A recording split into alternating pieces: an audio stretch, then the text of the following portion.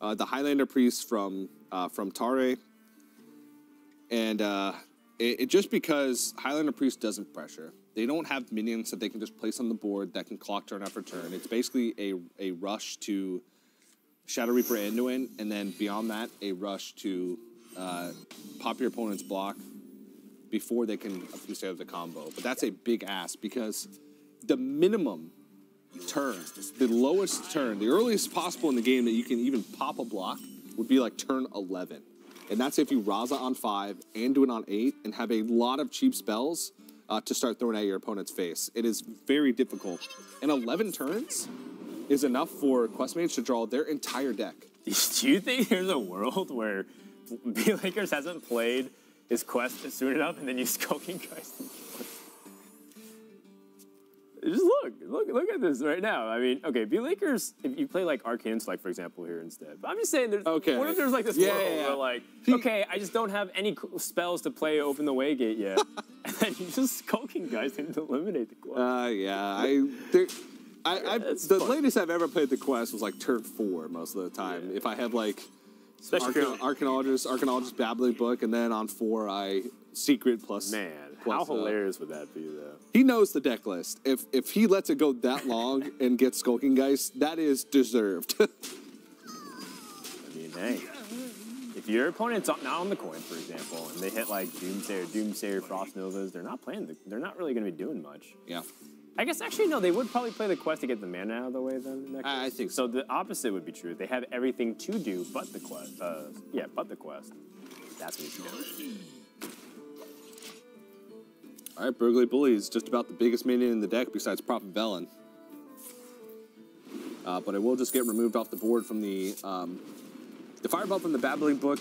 Kind of interesting that basically removal has all but disappeared from Quest Mage. It has a singular game plan, and people realize that there's no point in playing removal. Right. If you're playing the deck in a tournament setting, your goal is to beat the control matchups. And so you don't need removal, you just need straight up card draw and freeze. Oh, Mind Vision can be really big. Oh, man. Here.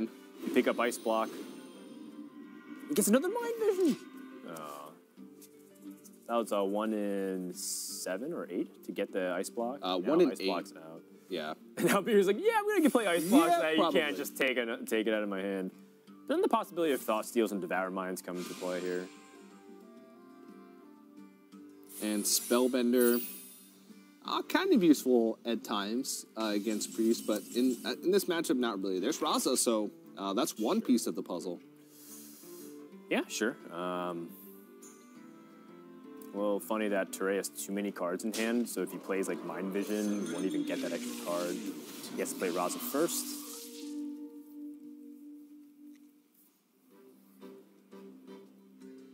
He's got to make sure there's room in his hand. I wouldn't be surprised if he...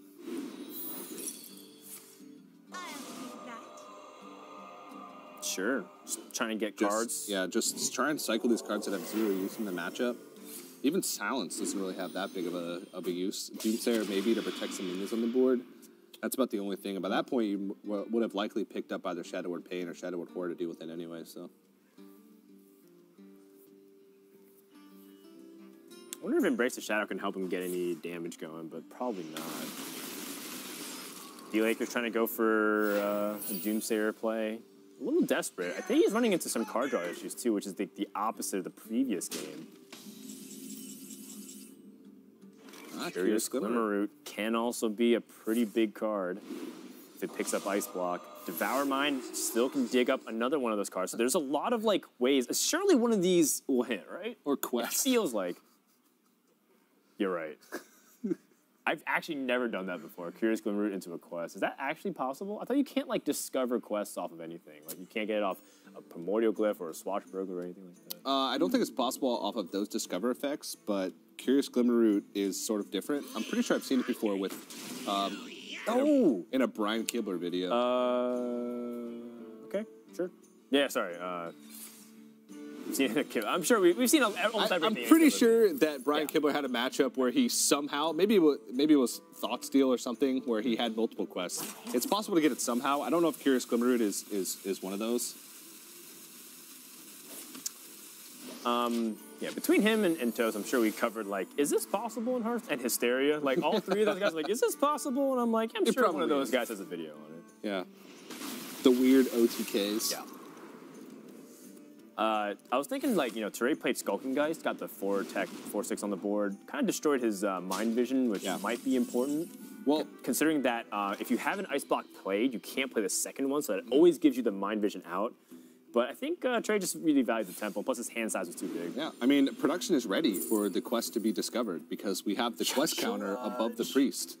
So we're already prepared in case a quest comes out. Yashraj, Rage Unbound. And what even minions are left in the deck? Yeah, there's a lot. A lot of like novice engineers and like Radiant Elementals, Thalnos, Doomsayer.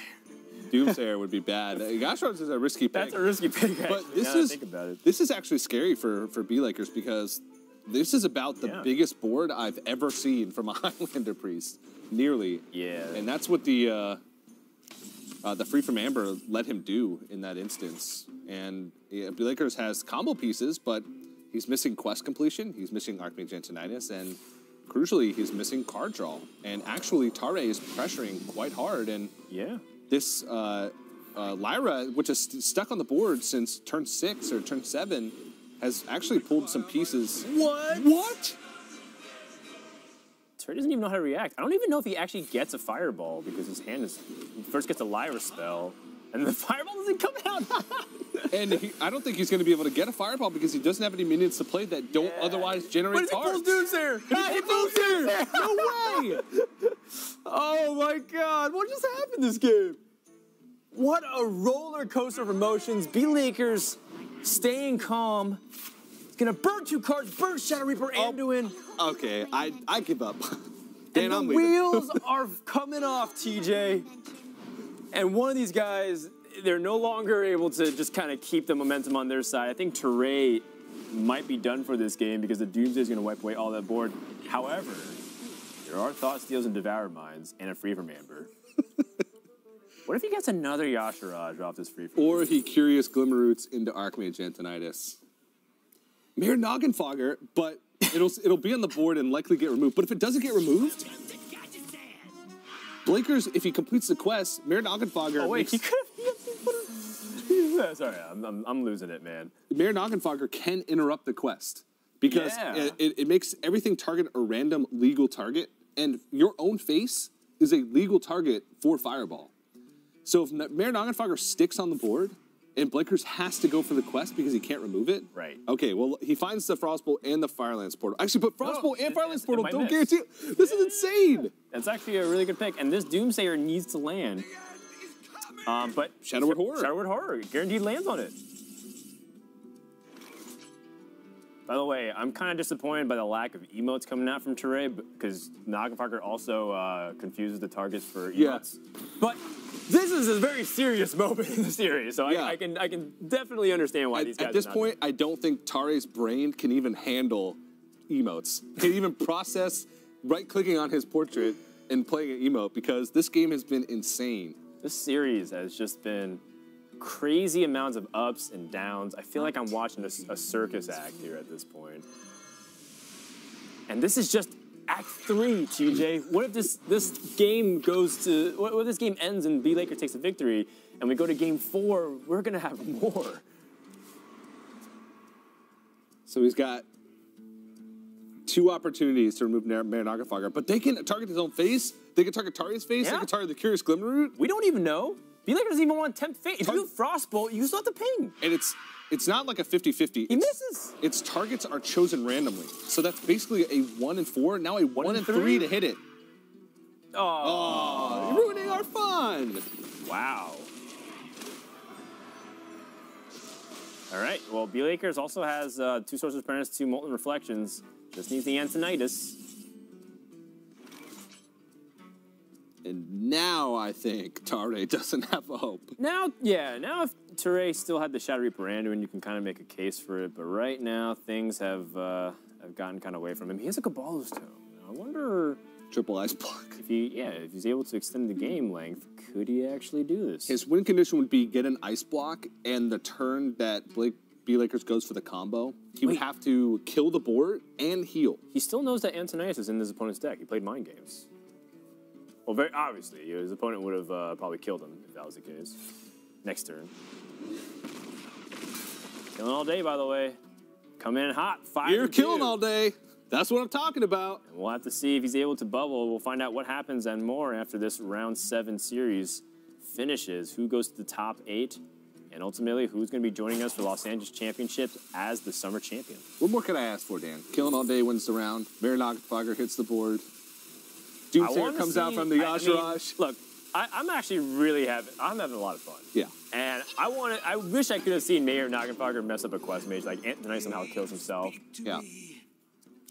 Or just he kills his own face with Augmented Tinnitus. That Firelands Portal only had a 1 in 3 chance. Actually, maybe Firelands Portal, is that only enemies, or is that any target? It may have been a 50-50. I think it's any target. I think it was any target. You definitely can Firelands Portal yourself. Yeah, I think so. It says deal 5 damage, some are random 5 cost. Yeah.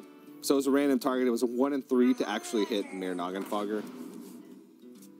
And he did not find a way to remove it otherwise. So that would have stuck around. It would have made for an absolutely insane game. Because even if he gets rid of a Sorcerer's Apprentice with a Fireball from Mayor Nagenfogger, it means his combo gets reduced each time. And with that state of the board, it would have been a 50% chance to hit one of his own. So, but alas, I dwell on events that could have been. Do you still get a Fireball if it gets counterspelled with Antonius? I believe so. Okay. I'm trying to think of outs. Uh-oh. Oh, boy. And that was Tare's only win condition, I feel. Because he needed to be able to clear the board get an Ice Block from Cabala's Tome, clear the board post-quest, and then heal up out of range of the 1 remaining Fireball in B-Laker's hand. So, Greater Healing Potion, I think, was the only fringe case that Tare wins this game. I haven't caught up on Season 7 of Game of Thrones, but I feel like this is an adequate substitution. The amount of plot twists I'm seeing back and forth in this series, TJ. And that was a blunder, because right now Tare values cards in his deck more than he values cards in his hand. He could have Holy Nova'd first, and then drawn a card and evaluated. But instead, at 10 cards, he decided to attack with his Acolyte of Pain. Yeah. You mentioned the circus, Dan, but this is a term I don't use often, is Clown Fiesta. It's a term that comes to mind. Oh, man. This was a slobber knocker, and B-Lakers has his win condition lined up. He's got Antonius, and as long as this Cone of Cold goes down in the right sequencing, B-Lakers has the victory. We're going to go to game number 4. What's in store for us next time on this episode of B-Lakers versus Tare? Yeah. Wow. I don't know. It feels like neither player wants to win this series. Honestly, they just want to go home. Yeah. They've had enough Hearthstone for 2 days. This is enough Hearthstone. Wow.